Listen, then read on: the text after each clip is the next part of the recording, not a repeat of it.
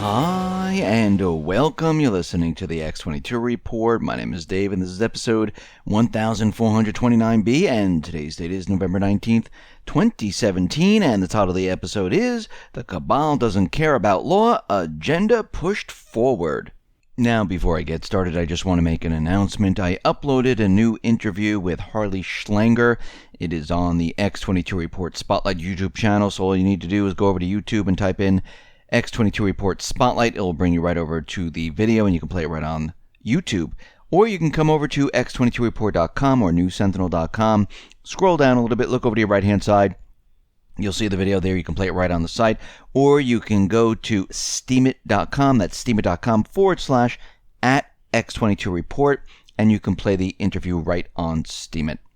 Let's get into the economic collapse, political, and geopolitical news.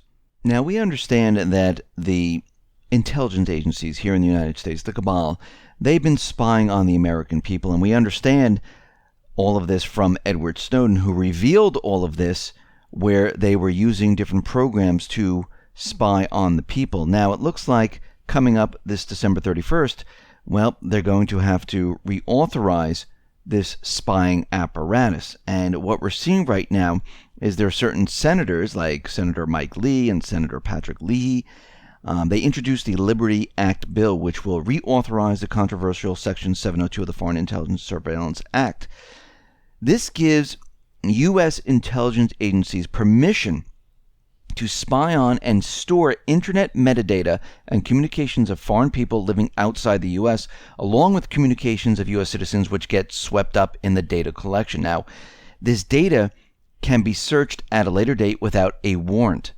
The authorization for the George W. Bush era program is now set to expire on December 31st if Congress doesn't renew it. Now, they're looking to renew this, and this Liberty Act that they're putting forth would extend the Section 702 for 6 years with a number of small improvements. Now, upstream collection is a form of bulk surveillance used by the NSA to search internet traffic and communications as they're in transit via cables and routers. Americans who communicate with people overseas to use websites hosted on servers in other countries are exposed to the NSA's bulk interception tool. Now, the NSA stores this data and can be searched at a later date, like we said before. Now, the Electronic Frontier Foundation is saying that the bill fails to bring an end to the controversial backdoor searching. It also fails to address the use of secrecy to prevent oversight and transparency. Now, according to the proposed act, if the NSA determines that a particular communications being stored are of no foreign intelligence value, they must be removed within 90 days. However, the NSA isn't obligated to review the data, and any collected data that it thinks it still might have possible value, it could be kept indefinitely. So what that means is if your information gets swept up in their net, they can store it, and whenever they need it, they can go back and then search it, and then the 90-day clock starts ticking down. But otherwise, it could stay forever. So when we look at this again is a violation of everyone's rights because they don't have a warrant to collect your information. And what we're seeing is that this is coming up due on December 31st, and this has to be voted down because, again, look what happened before. Certain individuals got swept up. They were unmasked illegally, and this was used for blackmail. Now, we talked about this quite often, where they use this type of spying to blackmail judges, government officials, to trap people, to find out investment information. This is what it's really used for. And we see at this point that all of this violates the Constitution and the rights of the people. And hopefully the right thing is done, which I don't think it's going to be done. I think they're just going to extend this for another 6 years.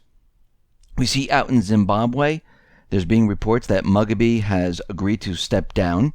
Now, he gave a speech, but he didn't mention anything about resigning or anything like that. We see U.S. officials, they're meeting in Libya, and they're meeting with the UN-backed prime minister. Now remember, the UN government that was created in Libya by the United States and the coalition forces, it was placed in Libya and the people did not have a say.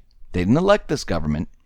This is kind of a strange type of democracy where the United States says, oh, we're fighting for democracy, freedom, people should have the right to elect their own government. Well, this time they weren't. And this is why there's still a lot of fighting going on in Libya.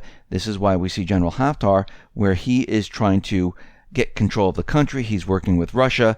And we see that there are many different U.S. officials. U.S. Deputy Secretary of State John J. Sullivan is meeting there, and they're talking about the unity government. Now, the unity government really doesn't have that much power. They think they do, but we can see the people, they don't want this government. They never did. And we're going to have to see what happens with these talks. But we can see that something is brewing in Libya. And we know there's a lot of terrorist groups like the Islamic State. They've been transported from Syria, from Iraq into Libya. So something might be bubbling up in this area. Remember, the Cabal is losing power in all of these areas, and they're trying to push their agenda as hard as they possibly can. Meanwhile, Russia has been fighting these terrorist groups, Al-Qaeda, the Islamic State, and the Middle Eastern countries are seeing this, and they're looking at their weaponry, and they're saying, wow, their weaponry is very effective. And we see countries like the United Arab Emirates, they're interested in buying a lot of their planes, their missile systems. We also see Bahrain, Egypt, Morocco, Saudi Arabia, we know, is purchasing. Tunisia, they're going to purchase. A lot of these Middle Eastern countries are looking at Russia saying, wow, they do have the ability to stop terrorism. And these countries are saying their weapons are very effective, they work very well, and they hit their targets. And we see right now that their military assets are being purchased by all of these different countries. And eventually what's going to happen is the United States is going to be pushed out, the Cabal is going to have no power in these countries, and Russia and China are going to step in. This is what we see happening right now. Now, it's very interesting. Out in Syria, we see the Islamic State, they have obtained sophisticated U.S. thermal devices.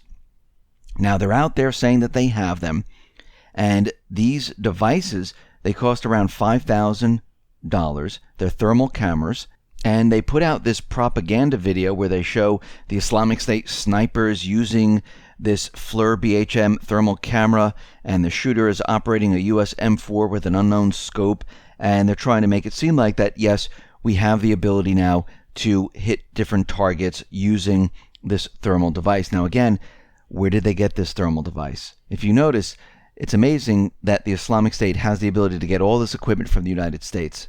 And the reason for this is because a lot of this equipment was given to the moderate rebels, and then it was transferred over to the Islamic State. Remember, all these groups are one and the same. These members go back and forth into these groups. The coalition forces, well, they control all these groups, they fund all these groups, and they support all these groups. And they're giving them these type of devices, most likely, to try to make one last stand in Syria. Now, as we know, Syria is asking, and Russia, the United States to leave Syria. They're not allowed to be there. And Nikki Haley, who is the ambassador in the UN, is saying that the United States, well, we're not going to leave, and we don't care what the UN says. We'll continue to fight for justice and accountability in Syria, Nikki Haley says. Which is absolutely ridiculous, because the whole reason the United States had to be inside of Syria was to get rid of the terrorist groups. Now, if the terrorist groups are gone, what is the United States doing there? Actually, they shouldn't have been there in the first place because they were not invited. Now they're having a problem because under international law, it says that they need to leave. They should have never been there. And the United States right now is stuck. I should say the Cabal is stuck. You know why? Because the Cabal, they don't follow the law. They don't follow international law. And when they're called out on it, they start making a lot more stuff up to stay where they are. And Lavrov is out there, and many other representatives are out there saying, listen, you're here illegally. You need to remove yourselves. And we can see that this case is now building over time. And we can see that Russia, Syria, China, most likely, they're going to bring this up to the UN. And the UN, well, there's going to be a vote. And I don't even know why there needs to be a vote. But the whole thing is going to come around the United States saying, what is the reason for you being here? What is the piece of law that you're using, international law? What is the law that you are using that allows you to be in Syria? And the United States is going to have nothing. They had nothing before.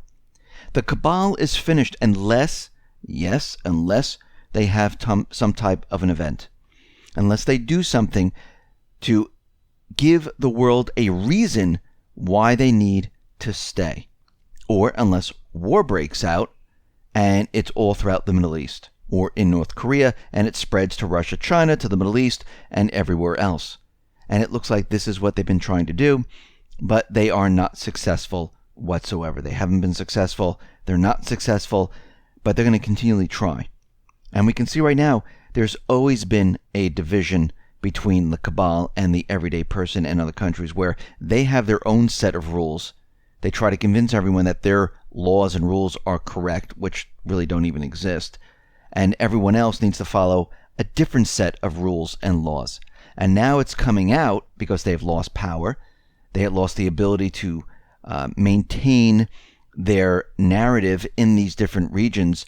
It's starting to fall apart, and they're having a problem explaining why they need to be here. And we can see that it's a matter of time. Like I said, this is going back a couple of weeks. Here we are moving into the end of November, into December.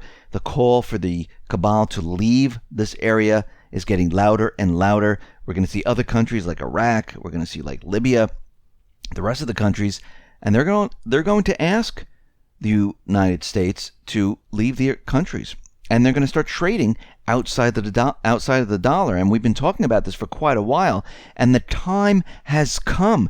We have finally reached that point where these nations are taking back control of everything, and the cabal can't do anything.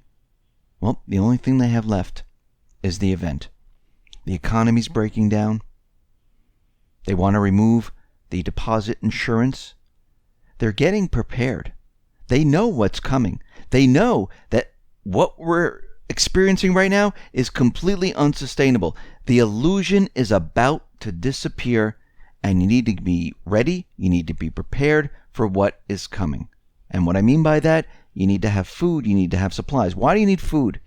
Because when the dollars come rushing back here to the United States, there's going to be a lot more dollars in circulation, because the countries will not need to keep the dollar to pay for the natural resources like oil.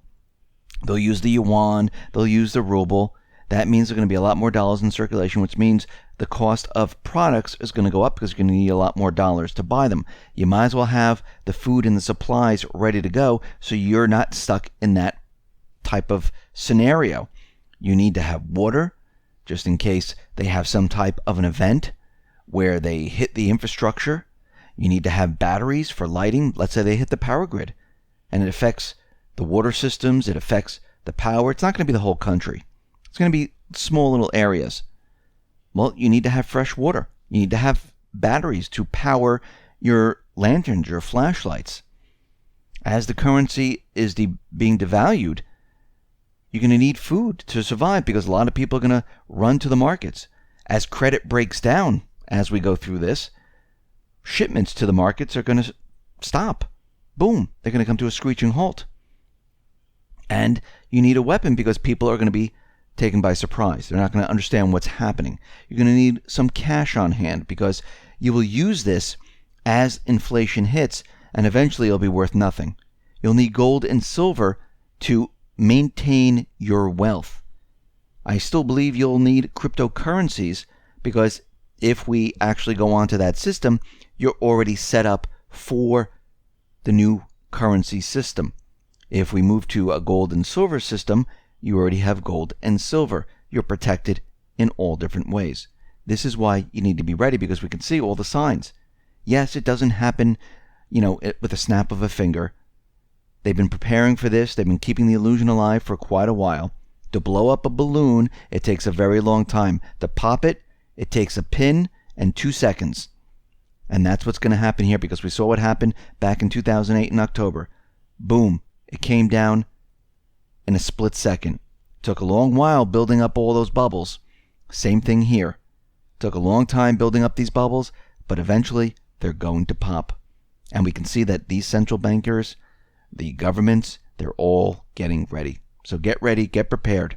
Listen, everyone, thanks a lot for listening. Be well, be safe, and especially be prepared. Thanks a lot.